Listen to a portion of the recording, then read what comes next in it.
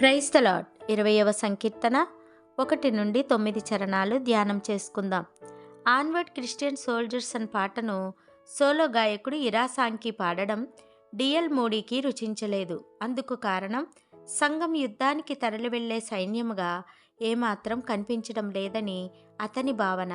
అయినా దేవుని ప్రజలు ఆయన సైన్యంలోని సైనికులని బైబిల్ చిత్రీకరిస్తోంది. సైనికులుగా మనకు 20-21వ కీర్తనలు సుపరిచితమే.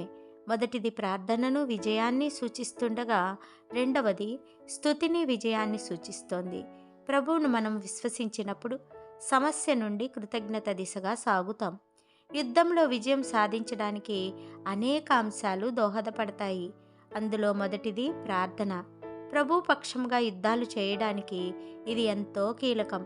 ఎందుకంటే అది ఆయన శక్తిని విడుదల చేస్తుంది. క్రైస్తవుని జీవితానికి మించిన యుద్ధం మరొకటి లేదు. ప్రభు శత్రువులతో మనం పోరాటం చేస్తున్నాం. దేవుని చిత్తానుసారంగా మనం ప్రార్థించాలి. దేవుని వాక్యము ప్రార్థన కలిసి సాగుతాయి. ఆ తర్వాత మనకు సమర్పణ అవసరం.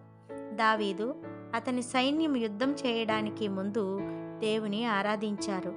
అది అతని యుద్ధ ప్రణాళికను విజయాన్ని ప్రభావితం చేసింది. దావీదు అర్పించిన దహన బలి దేవుని పట్ల అతని సంపూర్ణ సమర్పణను సూచిస్తోంది. నేడు మీరు ప్రభువుతో కూడా నడవకపోతే యుద్ధం వచ్చినప్పుడు మనం సిద్ధంగా ఉండలేం. మరొక అంశం ఐక్యత. దావీదుకు అతని సైన్యానికి ఉన్న లక్ష్యం ఒక్కటే, అది దేవుని విజయం. వారికి ఉన్నదంతా ఒక్కటే సంతోషం, ఆయన సేవ చేయడం, ఆయన చిత్తం జరిగించడం. ఇశ్రాయేలు గోత్రాలు ఐక్యతకు ఒక మంచి తార్కాణం. 12 గోత్రాల నుండి సమకూరిన వారంతా ఒకే సైన్యం. 4వ అంశం విశ్వాసం. ప్రభువు తన అభిషిక్తుని రక్షిస్తాడని 6వ వచనం తెలియచేస్తుంది. ఇక్కడ వాడబడిన హెబ్రీ పదం ఆయన రక్షించెను అని ఉంది. అంటే ఆయన దావీదుకు ముందుగానే విజయం అందించాడు.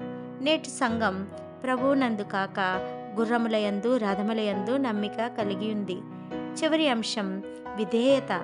దావీదు అతని సైన్యం దేవుని చిత్తానికి లోబడ్డారు.